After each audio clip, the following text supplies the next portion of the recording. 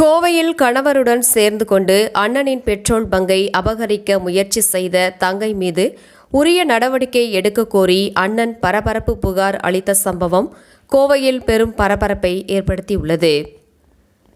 கோவை சக்தி சாலை கடத்தூர் பிரிவில் வெற்றி விநாயகர் ஏஜென்சி பாரத் பெட்ரோலியம் இயங்கி வருகிறது. இந்த பெட்ரோல் பங்க் இடத்தின் உரிமையாளரான மகேந்திர பிரபு என்பவர் கடந்த சில வருடங்களுக்கு முன்பு பெட்ரோல் பங்கின் உரிமத்தை தனது தங்கை யமுனா தேவியின் பெயரில் வாங்கியுள்ளார். தற்சமயம் யமுனாவிற்கு திருமணம் ஆனவுடன் தனது கணவருடன் சேர்ந்து கொண்டு இந்த பெட்ரோல் பங்க் தன்னுடையது என்று அடியாட்களை வைத்து மிரட்டியுள்ளார். இதுகுறித்து அருகிலுள்ள காவல் நிலையத்தில் உரிமையாளரான மகேந்திர பிரபு புகார் அளித்துள்ளார். ஆனாலும் காவல்துறையினர் புகாரின் மீது எவ்வித நடவடிக்கையும் எடுக்காததால் தனக்கு நியாயம் கிடைக்க வேண்டும் என்று மாவட்ட ஆட்சியரிடம் புகார் அளித்துள்ளார். இந்த நிலையில் இன்று காலை மின்சார வாரியத்திலிருந்து பணிகள் செய்வதற்காக பெட்ரோல் பங்கிற்கு மின்சாரத்துறையினர் வந்துள்ளனர். அதனை கண்டித்து மகேந்திர பிரபு அவருடைய தந்தை ஆகியோர் மின் இணைப்பு பணிகளை செய்யக்கூடாது என்று போராட்டத்தில் ஈடுபட்டதால் அந்த பகுதியில் பரபரப்பு ஏற்பட்டது. வணக்கம். தமிழ்நாடு வணிகர் சங்கங்களின் பேரவை கரியாம்பாளையம் கிளைத் தலைவர் மகேந்திர பிரபு. இப்போ பார்த்தீங்கன்னா இது எங்களுடைய பங்கு தான். இதில் நாங்கள் தான் ஸ்டார்ட் பண்ணோம். எல்லா இன்வெஸ்ட்மெண்ட்டு எல்லாமே நானும் அப்பா போட்டோம். அது விமன்ஸ் கேட்டகரியில் கோட்டாவில் வந்தங்காட்டி சிஸ்டரோட பேரில் லைசன்ஸ் அப்ளை பண்ணி அவங்களோட பேரில் லைசன்ஸ் எடுத்தோம். அப்புறம் பார்த்தீங்கன்னா டே டு டே ஒர்க்கு எல்லாமே நானும் எங்கள் அப்பா பார்த்துட்டு இருந்தோம். ஆனால் சிஸ்டர் என்ன பண்ணுறாங்க அப்படின்னா, இந்த லைசன்ஸு அவங்க பேரில் இருக்கிறங்காட்டி அதை வச்சுட்டு எங்களை உள்ளுடாமல் வெளியேற்றிட்டாங்க. இப்போ என்ன செய்கிறாங்க அப்படின்னா, எங்களுக்கு எந்த உரிமையுமே தரமாட்டேங்கிறாங்க. நாங்கள் இன்வெஸ்ட்மெண்ட் பண்ணிவிட்டு நான் எம்பிஏ எம்ஃபில் படிச்சிருக்கிறேன். காலேஜில் ஒர்க் பண்ணிகிட்டு இருந்தேன்.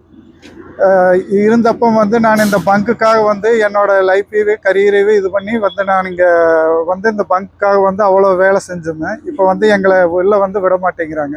அப்புறம் நாங்கள் இப்போ கேஸ் போட்டிருக்கிறோம். 2 கேஸ் 480J கோயம்புத்தூர் கோர்ட்டில் நடந்துட்டுருக்குது. அப்புறம் அதையும் மீறி என்ன பண்ணுறாங்க அப்படின்னா, இந்த இவி சார்ஜிங் ஸ்டேஷன் போடுறதுக்காக லைன் அப்ளை பண்ணுறாங்க.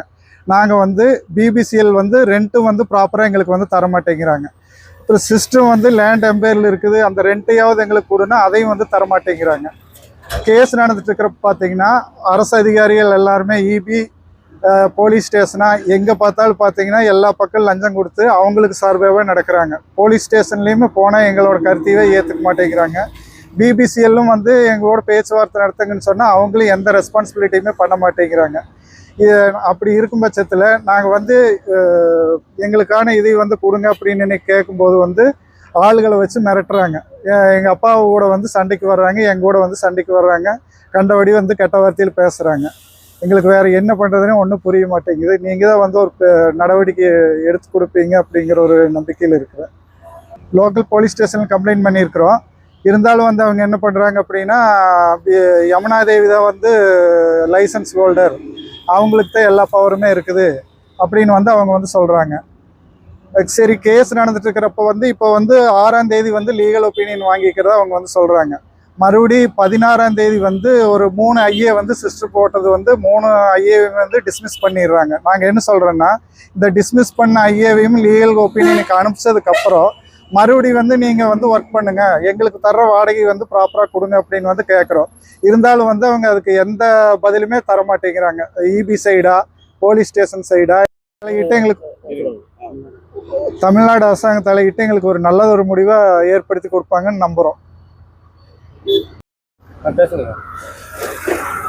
நான் கடத்தூர் பிரிவிலேருந்து மாரிசாமி பேசுகிறேன். இந்த பங்குக்கு எல்லா ஏற்பாடுகளும் நான் தான் இது பண்ணினேன். அப்போ உமன்ஸ் கேட்டகரியில் இருந்ததுனால இங்கேயே எங்கள் வீட்டில் இருந்ததுனால அவளுக்கு லைசன்ஸ் வாங்குறதுக்கு நாங்கள் எல்லா ஏற்பாடும் பண்ணி கொடுத்தோம். ஆனால் காலப்போக்கில் என்ன ஆச்சுன்னா, வர்ற இன்கம்மு, அந்த பிபிசிஎல் கொடுக்குற ரெண்ட்டு எல்லாமே அவங்க எடுத்துட்டாங்க. அது பார்த்தாம லோடுக்கு பணம் இருக்கிறதையும் கூட எடுத்துகிட்டு போயிடுவாங்க. நான் வெளி பக்கமாக 30 லட்சம் ரூபா வாங்கி இன்வெஸ்ட் பண்ணியிருக்கிறேன். இத்தனையுமே இது பண்ணிவிட்டு எங்களுக்கு 2024 எங்களை உள்ளே விடாமல் இது பண்ணுறாங்க. போலீஸ் ஸ்டேஷன்லேயோ அல்லது வேறு எங்கேயோ கொடுத்தாலும் எடுபடாமல் ஆர்டிஓ கிட்ட கொடுத்து அந்த இருக்கிற 25 சென்ட் அப்போ பேரில் இருந்து அதை ரத்து பண்ணினோம். அதையும் வந்து இன்னைக்கு கோர்ட்டில் போய் என்னென்னமோ தில்லுமுள்ளெல்லாம் பண்ணி அது இல்லைன்ட்டு இருக்காங்க. அது நாங்கள் அப்பீல் பண்ணி அது மறுபடியும் நம்பராக இருக்குது. ஆனால் இதெல்லாம் இருக்கிற போது நீங்கள் உள்ளே வரக்கூடாதுன்னா போலீஸ் பாதுகாப்போடு நாங்கள் வருவோம்னு சொல்லி இன்றைக்கி வந்து ரகலை பண்ணுறாங்க.